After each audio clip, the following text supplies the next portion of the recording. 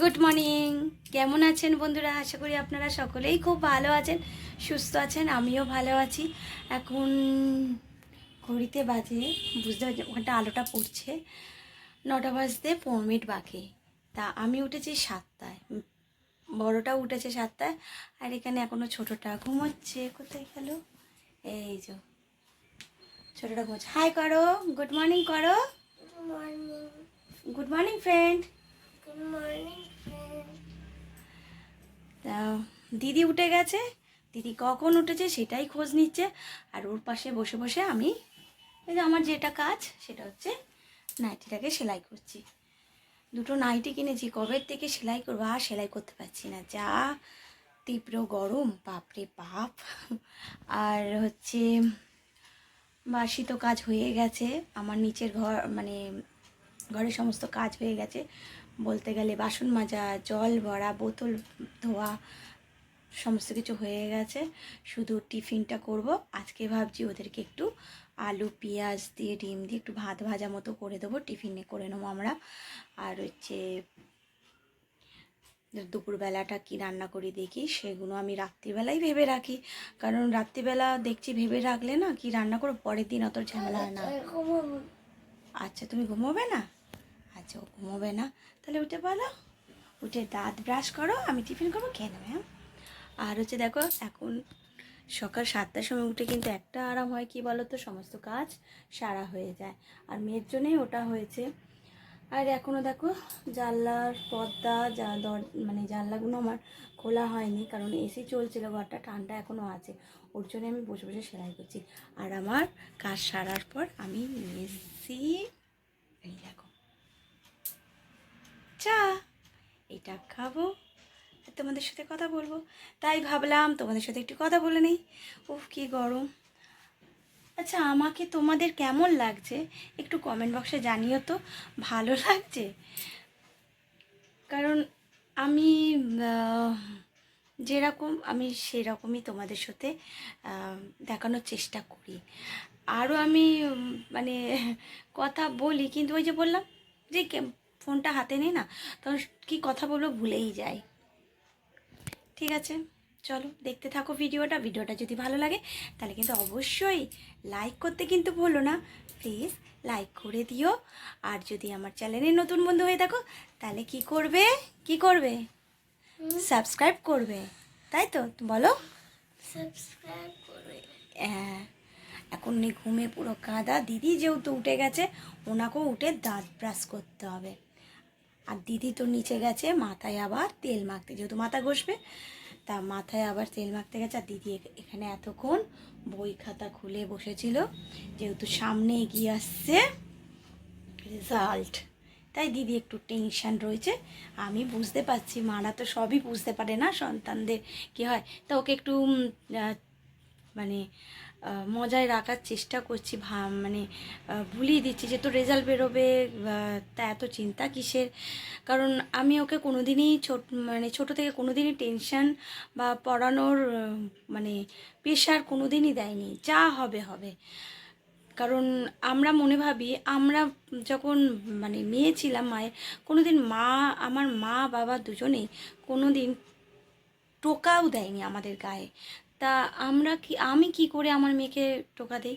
হ্যাঁ, রেগে যাই, রেগে গিয়ে হয়তো কথা বলি যে তোকে মারবো, ছাগল এইগুলো, গরু এইসব বলি, কিন্তু গাধা এইসব বলি, কিন্তু কোনো সময় বেধড়ক যে না এটা নাম্বারটা কেন তুই নিয়ে আসিস নি, এসব করাটাই বাজে। কারণ অনেকেই দেখি যে সকাল থেকে পড়তে বসায়, পর পর পর বাচ্চারা যদি নিজের থেকে না পড়তে বসে তাহলে সেই পড়া না মাথায় ওদের ঢোকে না। যেদিন থেকে নিজেরা বুঝতে পারবে সেদিন কিন্তু ওরা নিজেই আপনি থেকেই বসবে। আমার ক্ষেত্রেও সেটাই হয়েছিল। যখন আমি 4-এ পড়তাম, তখন আমি 4-এ ডাব্বা খেয়েছিলাম, ডাব্বা। তা কিসের ডাব্বা খেয়েছিলাম? অঙ্কই ডাব্বা খেয়েছিলাম।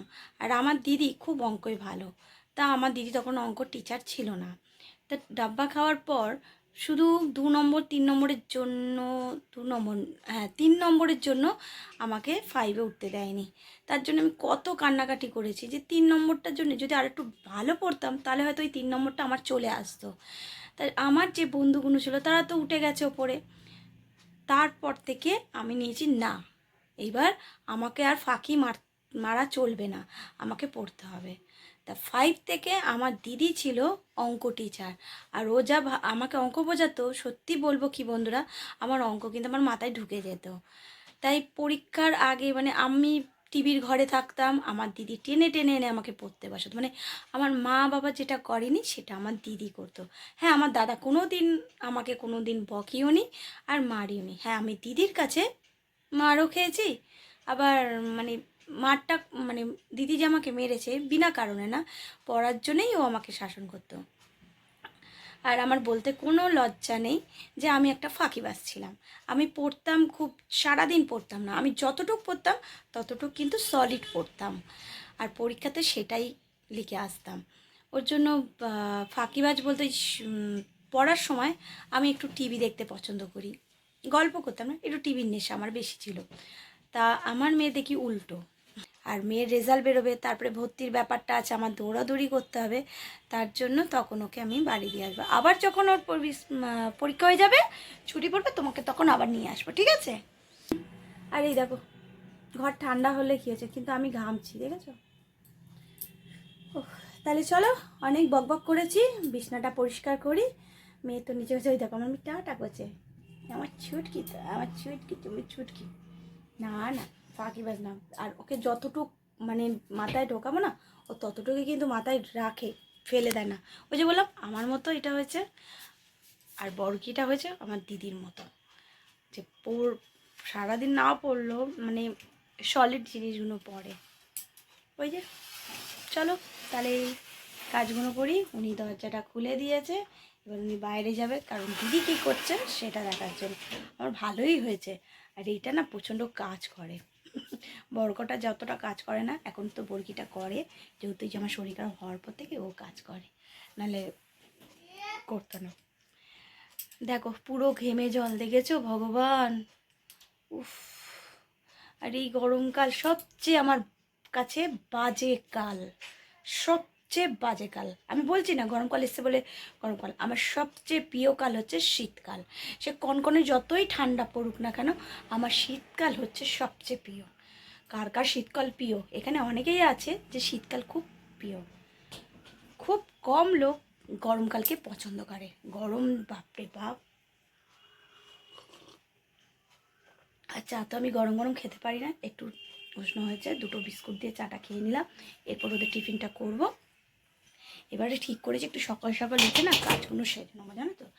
আর এখানে দেখো এগুলো সমস্ত জামা কাপড় রয়েছে আমার, রাতে যে পরে শুই সেই জামা কাপড়।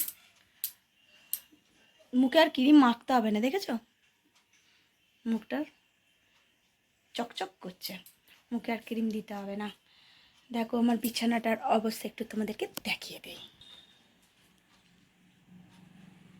তাহলে চলো কাজগুলো করি, চাটা খেয়ে নিই, কমপ্লিট করে কাজে লেগে পড়ি, আর তোমরা আমার পাশে থেকো। ওকে চলো।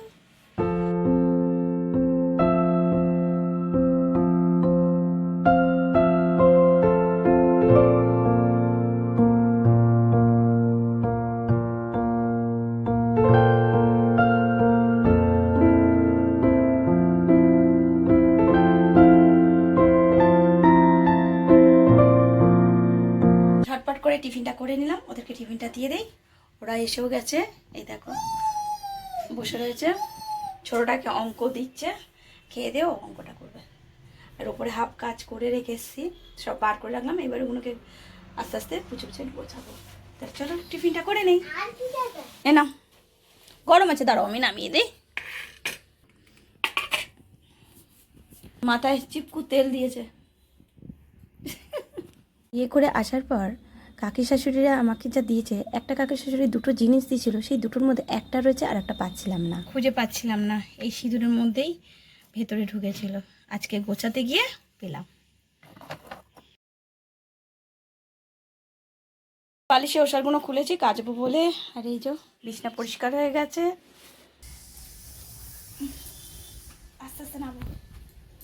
চলো চলো লিপস্টিকগুলো ফ্রিজে রাখি।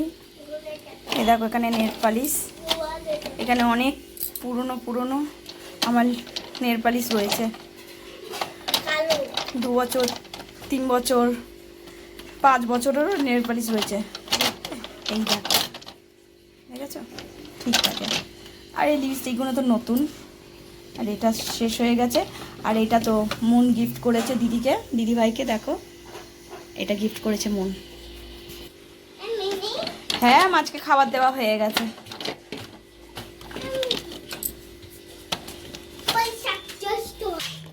এখানে রয়েছে মুসুর ডাল বাটা। আজকে মুসুর ডালের বড়া করবো, এর মধ্যে পেঁয়াজ কুচি দেবো।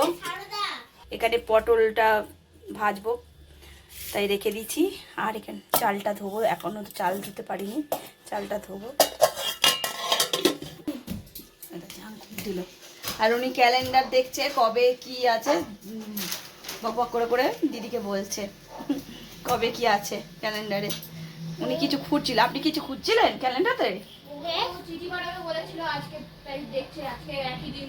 আচ্ছা, চিঠি পাঠাবে। কাকে চিঠি পাঠাবে রে? সবার মানে এত মানে খুঁজতে গেলে আমার মাথা, এটা যা বক বক করছে আমার মাথার চুলটা উঠে যাবে। ওর কথা শুনে হেসে গড়াগড়ি দিচ্ছি। স্বপ্ন সব মেয়েদেরই থাকে, কিছু স্বপ্ন সত্যি হয়, আবার কিছু স্বপ্ন সত্যি হয় না। কিন্তু স্বপ্ন দেখা ছাড়তে নেই, স্বপ্ন দেখে যেতে হয়।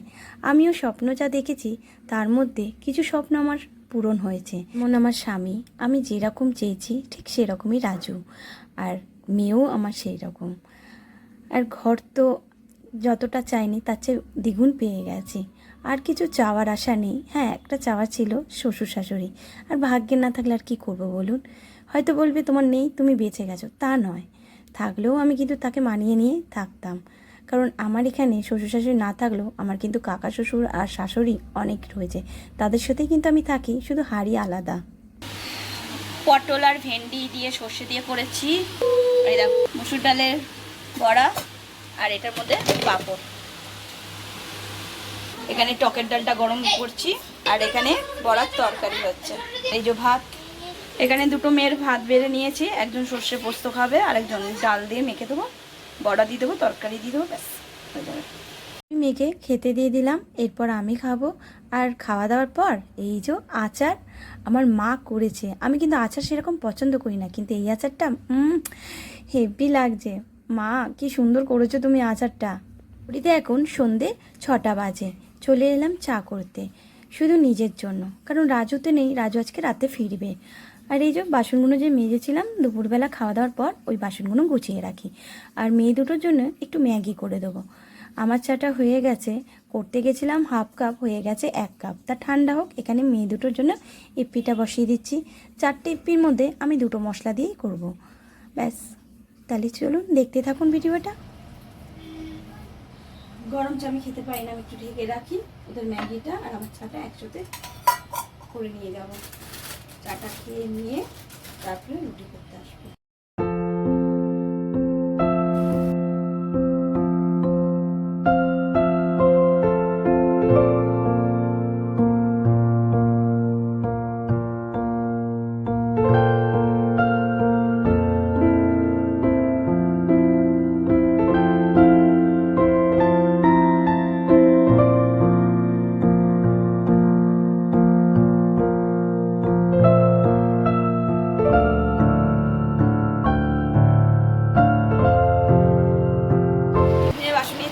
যাই, বাসনটা ধোবো, রুটি করব।